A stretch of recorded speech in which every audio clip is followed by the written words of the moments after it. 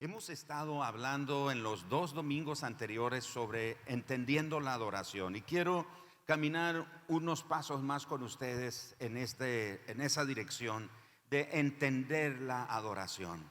Hemos aprendido que la adoración es más que cantar, la adoración es más que venir a nuestras reuniones y tener un momento de canciones y levantar nuestras manos al cielo y orar, etcétera, como lo que acabamos de hacer hace unos minutos. Hemos entendido que es más que eso. La adoración es un estilo de vida sometida a la voluntad de Dios. En principio diríamos eso. La adoración es un estilo de vida sometido a la voluntad de Dios, una vida rendida a la voluntad de Dios. El domingo pasado llevamos el tema de la adoración un poco más cerca de nosotros mismos y nos dimos cuenta que lo que hacemos son actos de adoración. Y Jesús dijo: todo lo que hagan por los más pequeños, si das un vaso de agua fría al sediento, de comer al hambriento, de vestir al desnudo, visitar al enfermo o al que está en prisión, etcétera. Dijo Jesús: por cuanto lo hiciste a uno de estos mis pequeños, lo hiciste a mí.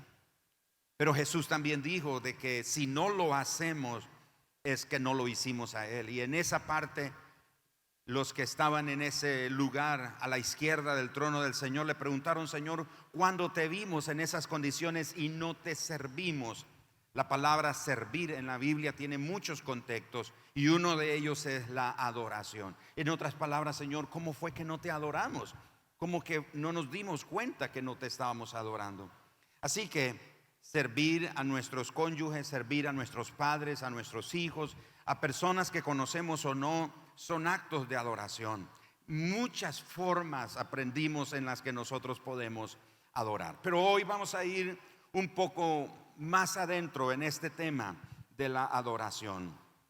¿Ha tenido usted alguna vez en su vida la expectativa de conocer la presencia manifiesta de Dios? ¿Ha tenido usted esa expectativa de conocer, no solo de experimentar, pero de conocer, de palpar la presencia manifiesta de Dios? De rendirse ante esa manifestación de la presencia de Dios y adorarle a Él con un temor santo cuando nos reunimos en nuestros servicios como congregación. ¿Es posible experimentar la presencia manifiesta de Dios? Y si es posible experimentar la presencia manifiesta de Dios, ¿de qué depende para que se manifieste? ¿Existe algo que impida que la presencia de Dios se manifieste? Si se manifiesta, ¿habrá algo que la impide que se manifieste? A lo largo de las Escrituras encontramos dos aspectos que señalan claramente la presencia de Dios. La primera es la omnipresencia de Dios. La omnipresencia de Dios quiere decir que Él está en todo lugar, pero no en todo lugar la presencia de Dios se manifiesta. Por ejemplo, y lo he dicho en otras ocasiones, por ejemplo, Dios puede estar, la presencia omnipresente de Dios puede estar en un bar, en una cantina. Y la pregunta es sí o no, y la respuesta es sí, porque Él está en todo lugar, pero no se manifiesta. Así que es la presencia manifiesta de Dios, lo veremos en unos minutos. David lo dijo de esta manera, Salmo capítulo 139, versículos 7 y verso 8 y verso 12. ¿A dónde me iré de tu espíritu? ¿A dónde huiré de tu presencia? Si subiere a los cielos, ahí estás tú. Y si en el Seol o en la tumba hiciere mi estrado o mi habitación, he aquí, ahí tú estás. Verso 12. Aún las tinieblas no encubren de ti, y la noche resplandece como el día. Lo mismo te son las tinieblas que la luz.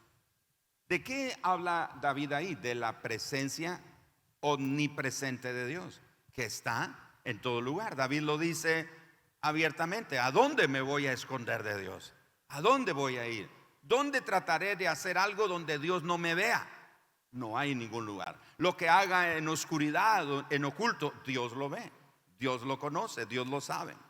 Entonces ese es el primer aspecto de la presencia de Dios, la omnipresencia. El segundo aspecto es la presencia manifiesta. Y fue Jesús quien habló de la presencia manifiesta de Dios. En Juan capítulo 14, verso 21, acompáñenme a esa escritura.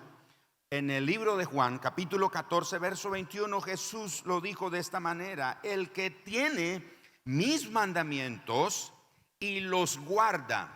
Y ese guardar no es los tengo alzados ahí. Ese guardar es obedecer o cumplirlos, hacerlos, practicarlos. Entonces guardar no es que los tiene ahí resguardados, oculto, para que no se le pierdan, sino que los pone en práctica. El que tiene mis mandamientos y los guarda, ese es el que me ama, no el que dice que me ama. Eso lo digo yo. Y el que me ama será amado por mi Padre. Y noten lo que dice: y yo le amaré. Y noten lo que a continuación dice: y me manifestaré a él. Y me manifestaré a él. El término griego de manifestar o manifestarse, o como está aquí, me manifestaré, es una palabra griega llamada enfanizo. Y esta palabra significa demostrar o darse a conocer íntimamente a alguien.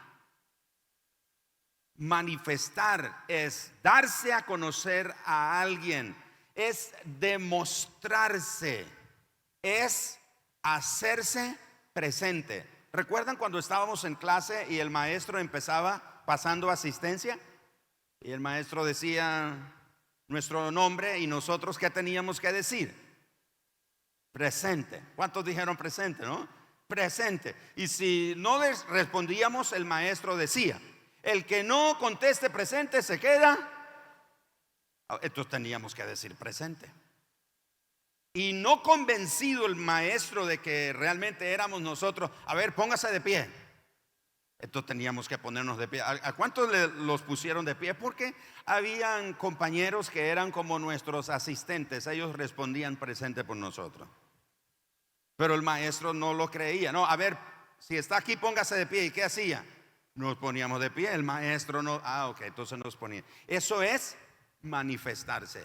Eso es decir: aquí estoy.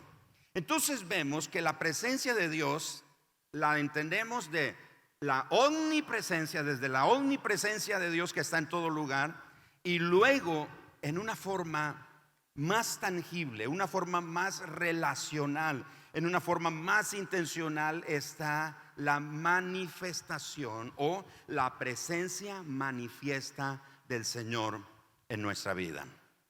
Ahora, cuando la presencia de Dios se manifiesta, o la manifestación de la presencia de Dios es real, ocurre cuando Dios se revela a nuestra mente. Ocurre cuando nuestros sentidos físicos perciben a Dios. Yo no sé si usted en algún momento ha experimentado o ha percibido la presencia de Dios. Algunos dicen: sentí un escalofrío. Otros dicen: sentí un tic en la pierna. Estoy diciendo algunas cosas así al azar, ¿verdad? No estoy diciendo que esa es la única manera, pero lo que quiero decir es que nuestros sentidos físicos pueden sentir la presencia de Dios. Y aún si uno está habituado o ha desarrollado intencionalmente el buscar la presencia de Dios, uno llega al momento, hermano, que uno hasta percibe la presencia de espíritus que no son de Dios. El día del cumpleaños de mi hijo Gerald, él nos invitó, nos llevó a un lugar a comer. Nunca habíamos ido, fuimos. Después de comer yo fui al baño a lavar las manos. Y cuando yo estoy ahí lavando mis manos en ese baño, yo pude sentir la presencia de un espíritu que no era el Espíritu de Dios. Un espíritu malo, un espíritu perverso, morboso, ahí en ese baño. Y a media luz y aquello, yo en mi espíritu estoy lavando las manos, yo podía saber que ese espíritu estaba ahí. Y en mi mente, en mi espíritu, yo dije: sé que estás aquí, sé quién eres, sé de qué se trata, pero yo soy un hijo de Dios. Lavé mis manos. No fue que, ay, me voy rápido porque aquí hay algo feo. Pero sí llegué a la mesa y les dije: oye, fueron al baño, hombres, yo fui y ahí hay un espíritu que no es bueno.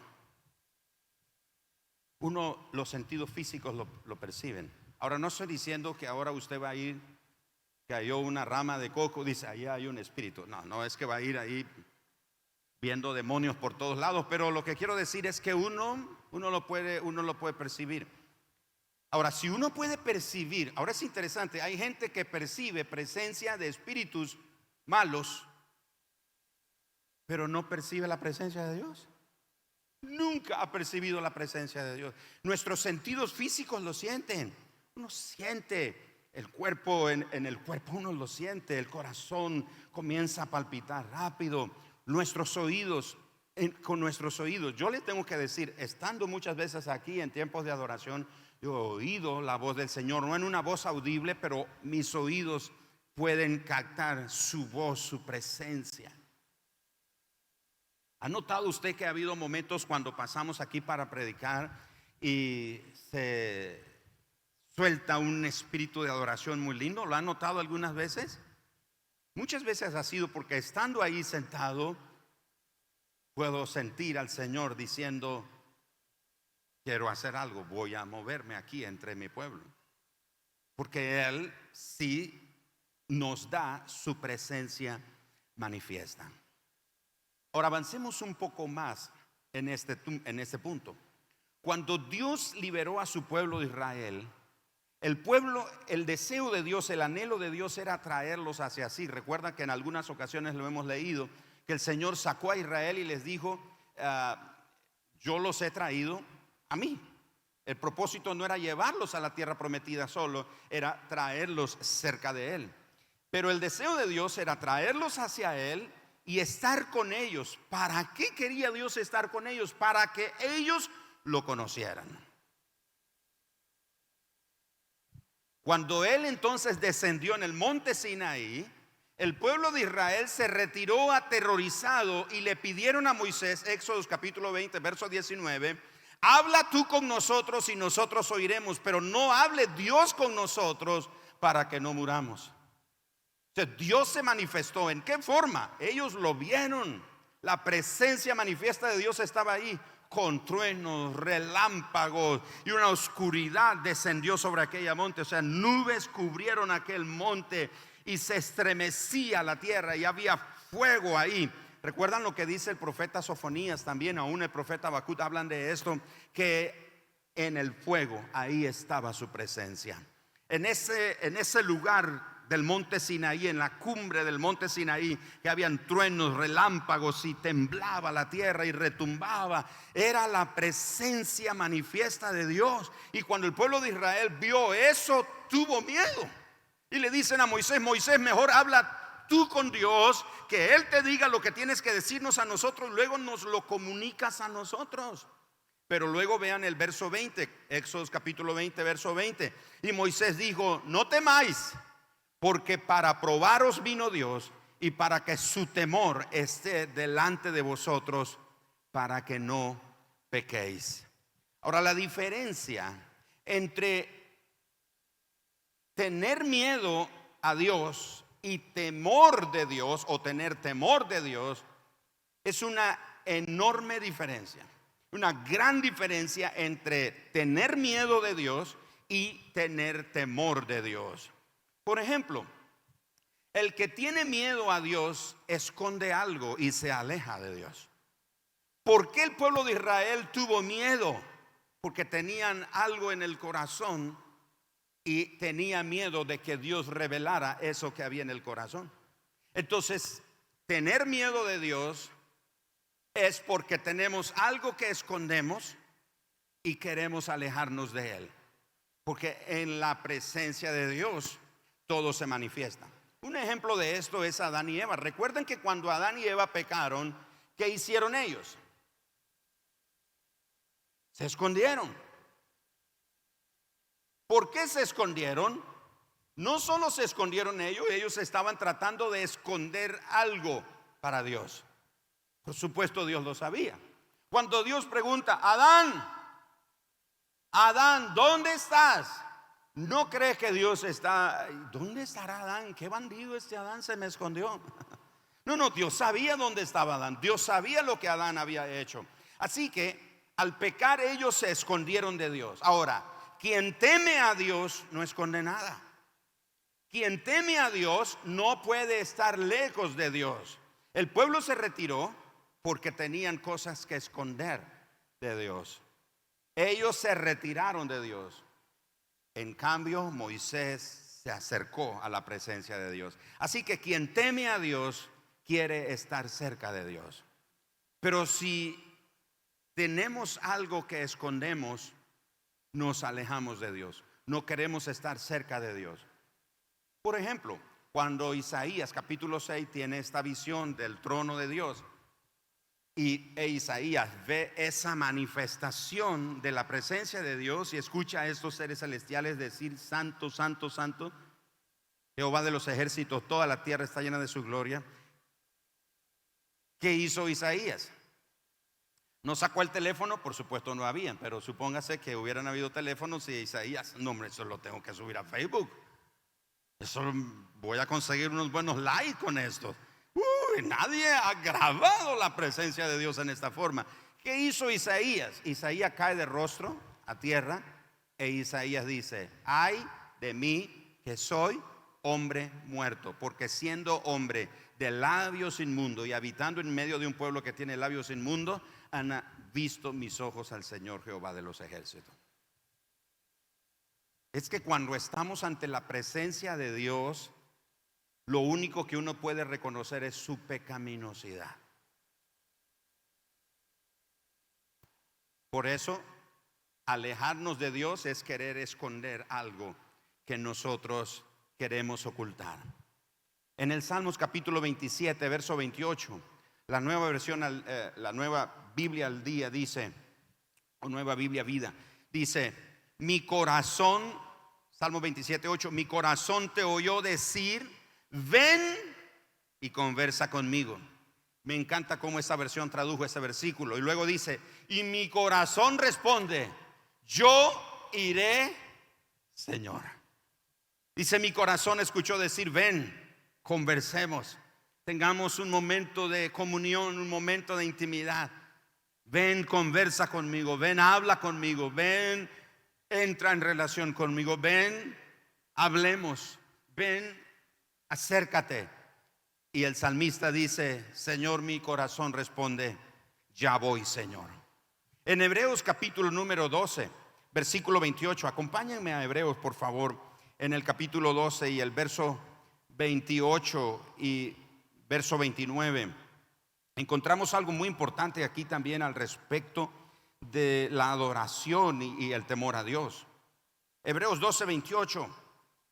Así que, recibiendo nosotros un reino inconmovible, tengamos gratitud y mediante ella sirvamos a Dios agradándole. ¿Con qué cosa? Con temor y reverencia, porque nuestro Dios es fuego consumidor. Dice: acerquémonos al trono de Dios, pero hagámoslo con dos condiciones en el corazón. Una, hagámoslo con temor y con reverencia. Ahora, ya vimos que temor aquí no es miedo a Dios, es temor de Dios. Ahora, la palabra reverencia quiere decir, según la Real Academia Española, reverencia es respeto o veneración que tiene alguien hacia otra persona. La palabra temor Es la palabra que implica asombro. Es interesante. La Real Academia Española dice que temor implica asombro, admiración, una gran admiración o extrañeza por alguien o por algo. Puede provocarnos un susto o un espanto, que fue lo que le ocurrió a Isaías. Así que cuando el escritor bíblico nos dice que nos acerquemos delante del Señor con temor y reverencia, nos damos cuenta que el temor de Dios no se puede limitar únicamente a la reverencia. Algunos podemos tener una actitud reverente en la iglesia, pero no tener temor de Dios. Mi mamá está de visita aquí en el país y cada vez que ella viene me cuenta historias de mi infancia en la iglesia en la que ellos asistían, y yo ahí crecí en el Señor, conocí al Señor ahí. Pero a veces ella me recuerda que decía, cuando íbamos a la iglesia, me dice ella, salíamos el domingo en la mañana y antes de salir de casa, mi mamá me decía, es cierto, que Gerardo, no voy a gastar tu nombre. Una sola vez voy a decir Gerardo. Y ahora, para que todos lo sepan, cuando la mamá dice el nombre, los dos nombres de uno está en serios problemas. Y cuando la esposa le dice a uno los dos nombres, uno sabe también que está en serios problemas. Y mi mamá decía, no voy a gastar tu nombre, Gerardo. Vio que a veces algunos padres estamos, Panchito, Panchito, Luisito, y Luisito como que no se llama Luisito. Para allá, para acá. ¿Cómo se llamaba el señor que le iban a dar una tunda? ¿Se acuerdan ustedes? ¿Ah? Tito, había un Tito, y ese Tito le decían que lo iban a disciplinar y a Tito no le importaba. O sea, la mamá, el papá le dice, niño, por favor, compórtese, y el niño no le da lo mismo. Mi mamá a mí me decía, una sola vez voy a decir Gerardo.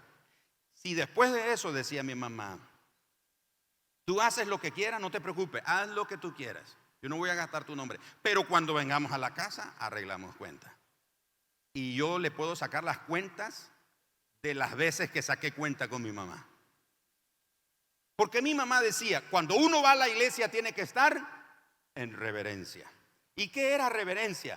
Estar quieto. Y hay sentido en eso, estar quieto, no estarse levantando y saliendo a cada rato, no estar distraído, no hablando ahí con el vecino, no haciendo otras cosas. Atento, reverente. Entonces uno puede tener reverencia en la casa de Dios, en una reunión, pero no tener temor de Dios.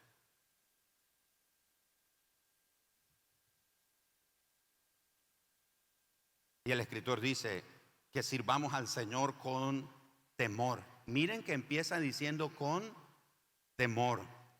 Note el texto, verso 29, 28 al final, agradándole con temor y reverencia. No podemos limitar el temor de Dios a la reverencia. No podemos limitar la adoración a Dios con tener una actitud reverente solamente. Debe haber temor. Y temor, dice la Real Academia Española, que es asombro, admiración. Tenemos que tener una actitud de asombro. ¡Wow! Ayer una pareja que sirve en el grupo de prejuveniles me contaron un testimonio increíble. Ellos estaban orando al Señor para terminar de cancelar su casa. Le pedían al Señor y me contaron ayer con lágrimas en los ojos un testimonio increíble. En una forma inusual, el Señor la semana pasada hizo una provisión inusual y cancelaron su casa. Ellos están llorando. Y cuando ellos me están contando eso, yo estoy, wow, qué tremendo, qué asombroso. Cuando uno, ahora escucha eso es un principio. Cuando un hombre ya no siente asombro, ya no siente mariposeo en el estómago cuando ve a su esposa, es porque está viendo para otro lado.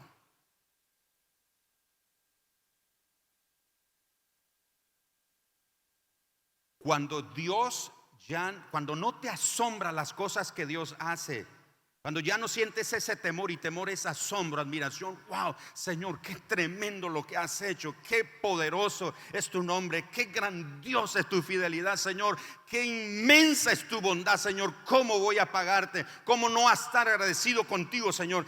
Cuando perdemos el asombro, quiere decir que estamos viendo a otro Dios.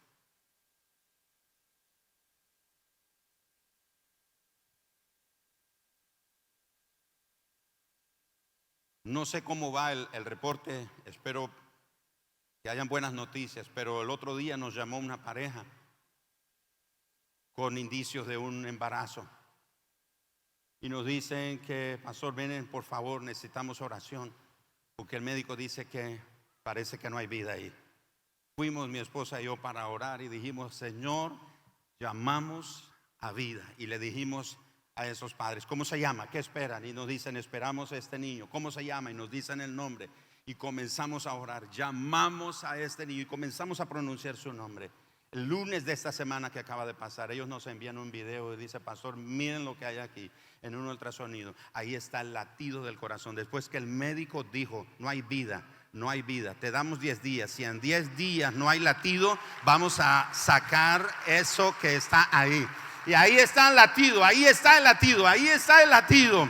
Cuando uno oye esas cosas, uno no puede más que decir: wow, Señor, qué poderoso, qué asombroso eres. Eso es temor de Dios. Y cuando vienes a la casa de Dios, debes de venir con una expectativa de asombro, de admiración. Señor, ¿qué vas a hacer hoy? ¿En qué forma me vas a hablar? ¿En qué forma me vas a ministrar? ¿En qué forma te vas a manifestar en esta circunstancia que yo estoy pasando? Pero si vienes a la casa de Dios con la misma mentalidad, aburrido, por obligación, por compromiso, o solo para que te vean, o solo por religión, y no te entusiasma y eres reverente, estás reverentemente en la reunión, pero no tienes temor de Dios, no hay asombro, no hay admiración, no hay expectativa que Dios hoy puede hacer algo sorprendente en tu vida. Necesitamos que el temor de Dios vuelva a nuestras vidas. Ese temor reverente, ese temor que nos asombra de las cosas que Dios hace.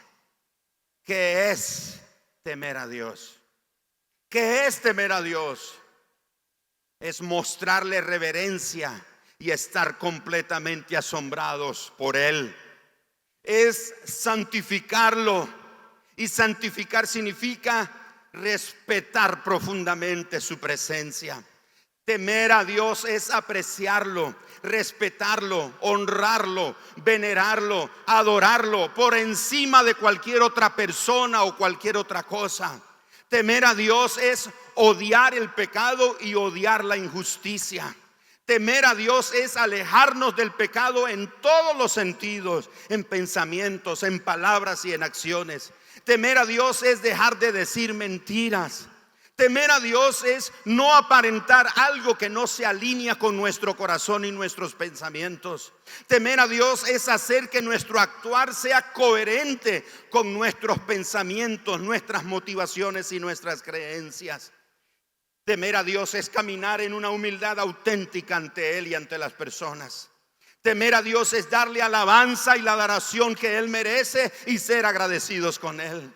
Temer a Dios es darle todo lo que a Él le pertenece.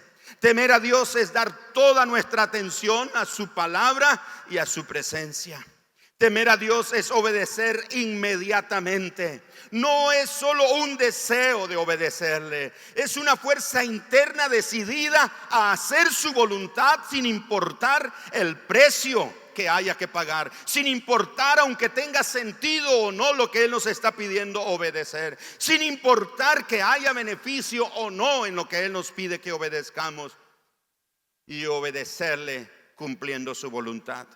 Temer a Dios es abstenerse de la queja y de la murmuración. Eso es temer a Dios. Abstenernos de la queja. Cuando te estás quejando, cuando estás murmurando, has perdido el temor de Dios. El pueblo de Israel vio cómo el Señor abrió el mar rojo delante de ellos, y 3 días después se están quejando porque no hay agua. Nos vamos a morir de sed. ¡Qué barbaridad! Para eso nos sacaste, para que muramos aquí en el desierto. No puedes perder el temor de Dios. Temor de Dios además de estas cosas que mencioné, es tener ese asombro, esa admiración por lo que Él es, no solo por lo que hace, sino por lo que Él es, porque lo que Él hace descansa en quien Él es. Lo que Él hace descansa en lo que Él es. Él es fiel, Él es bueno, Él es todopoderoso, Él es omnisciente, Él es amoroso, Él es misericordioso, Él es justo, Él es santo 3 veces, Él es para siempre su misericordia. Oh, no me daría la vida mía ni la suma de los años de todos nosotros para tratar de pasar el resto de nuestros días diciendo quién es Dios. No nos daría. Él es inconcebible, Él es indescriptible. Pero cuando tú estás asombrado de lo que Él hace, ¿sabe cuál es nuestro problema? Nuestro problema es que todos los días nos levantamos y damos por sentado que lo que tenemos, la familia que tenemos, la salud que tenemos, el poder movernos, el poder ver, el poder oír, el poder tomar los alimentos, el poder ir al baño para hacer nuestras necesidades fisiológicas, pensamos que eso es normal, que eso es natural, y pensamos que no tenemos por qué dar gracias. Asómbrate por todas las cosas que Dios hace, las cosas pequeñas, las cosas grandes, las cosas asombrosas, aquellas pequeñas cositas, y aún por aquellas por las que ni siquiera te das cuenta. Muchas veces mi esposa y yo, antes de dormirnos, hacemos una oración, y muchas veces le digo: Señor, te doy gracias por todo lo que has hecho para ayudarnos, para librarnos, para sacarnos adelante, Señor, pero también te doy gracias por aquellas cosas que ni por la mente se me da y nunca me voy a dar cuenta. Tal vez cuando esté en la eternidad en tu presencia voy a conocer de las cosas que me libraste. Por esas cosas te doy gracias, Señor, porque tú eres bueno, absolutamente bueno.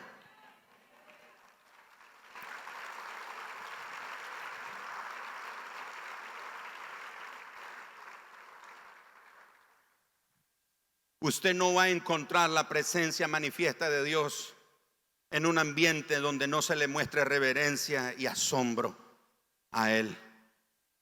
Jesús dijo en Mateo capítulo 18 verso 20: donde están 2 o 3 congregados en mi nombre, ahí estoy yo en medio de ellos.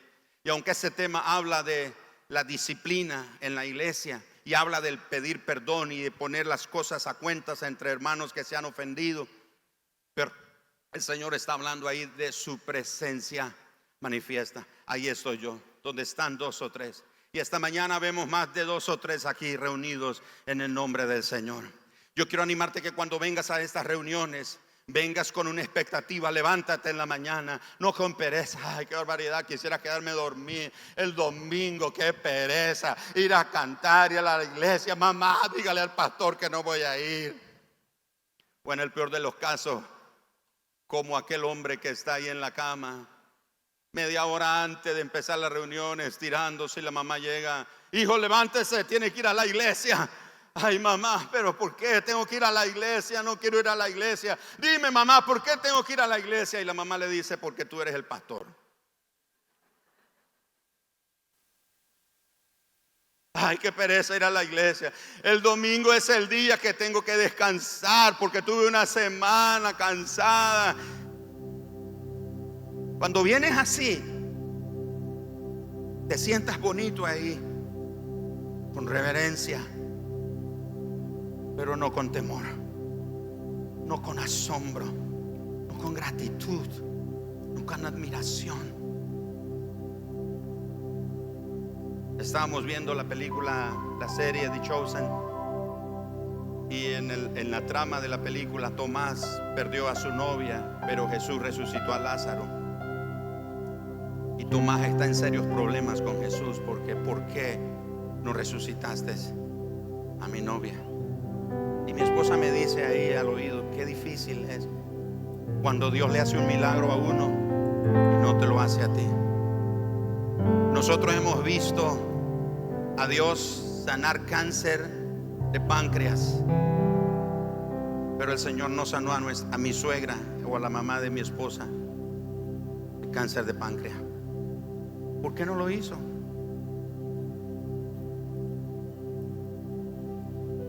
Pero aún cuando tú no entiendes por qué Dios no te ha concedido lo que has pedido, sigues teniendo admiración por Él. Lo sigues amando, Señor, a pesar de. como cuando nos casó el abogado, el juez o el sacerdote, nos dijo: en las buenas y en las malas, en el bien y en el mal, en el hambre, en la escasez, en la abundancia, en la salud, en la enfermedad. Cuando tú un día le diste a Jesús el sí, le dijiste: Jesús, te voy a seguir, Jesús, te voy a amar, perdona mis pecados. Cuando le dijiste sí a Jesús, ese día también estaba diciendo: Señor, te voy a amar en las buenas y en las malas, te voy a servir en el bien y el mal, te voy a ser fiel en la abundancia o en la escasez. Siempre te voy a adorar, siempre voy a creer en ti, Señor, aunque no tenga. Como dijo Job: el Señor dio y el Señor quitó, sea bendito el nombre del Señor.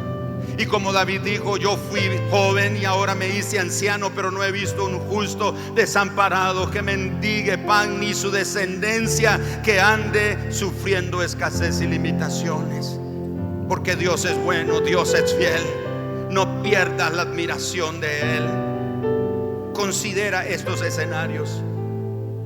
¿Te gustaría que la persona con la que estás hablando, sentada al otro lado de la mesa, te ignorara y mirara al techo sin interés, o comenzara a conversar con otra persona que está al lado, o se quedara en el teléfono todo el tiempo? ¿Te gustaría que eso pasara? Y la respuesta es no. Y si cada vez que llamas a la puerta de tu amigo, este amigo te recibiera sin interés y con una voz monótona te diría: ah, eres tú otra vez, ¿seguirías yendo a tocar a la puerta de ese vecino, de ese amigo? Posiblemente no lo harías. Si tu actor favorito, si tu estrella deportiva estuviera sobre esta plataforma, habría recibido todo, él habría recibido todo tu respeto y tu atención. Estarías al borde de tu asiento, emocionado y escuchando cada palabra que él estuviera diciendo. ¿Crees que el Rey del universo va a manifestarse o a hablarte en un lugar en el que no se está honrando y reverenciando su nombre y su presencia? La respuesta es no. ¿Sabe por qué?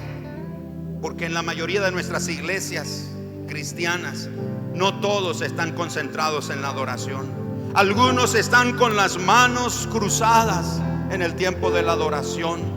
Otros tienen las manos en los bolsillos, o sencillamente cruzado de brazos, como: ¿a qué hora termina esto?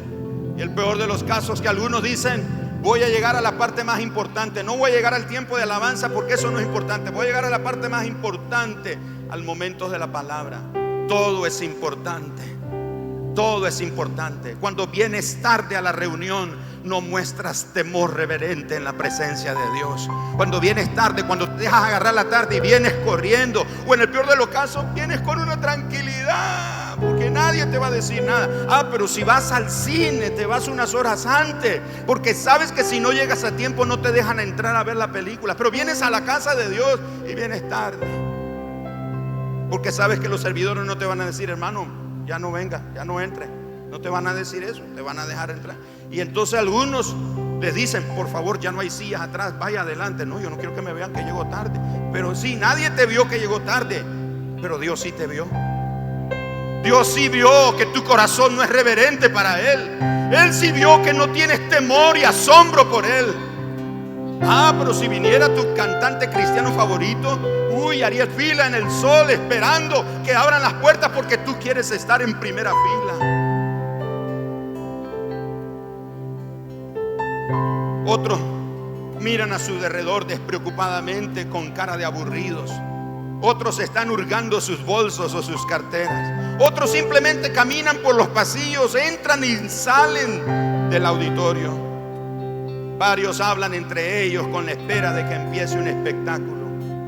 O algunos viendo su reloj: ¿a qué hora termina? ¿A qué hora va a terminar? ¿A qué hora va a terminar? Ah, pero te sientas a ver una serie de 10, 15 capítulos de una sola sentada en Netflix. Alguien diría esta mañana: ¿qué le pasa al pastor? Nos vino a regañar. Yo no te estoy regañando.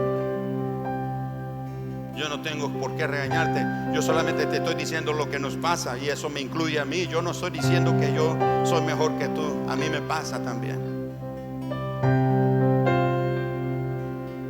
Cuando el Espíritu Santo me dijo un día: ¿cuándo fue la última vez que hiciste una vigilia orando? Y me dio el alba a las 5 de la mañana viendo una serie. Y se van a ir para atrás con la serie que les voy a decir que yo estaba viendo. Era una serie de narco. ¡Pastor!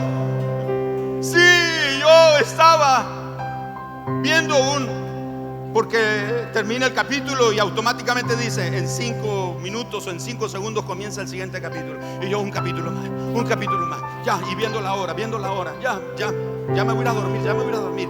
Y cuando yo vi eran las 5 de la mañana. Fue cuando cancelé Netflix. Aclaro, Netflix no es el problema. El problema está en mi corazón. ¿Cuántos hemos perdido el temor de Dios? Necesitamos recuperar el temor de Dios. ¿Y en qué forma está conectada la adoración con el temor de Dios? Puedo adorar con libertad, con entendimiento, cuando tengo asombro por Él, por lo que Él es.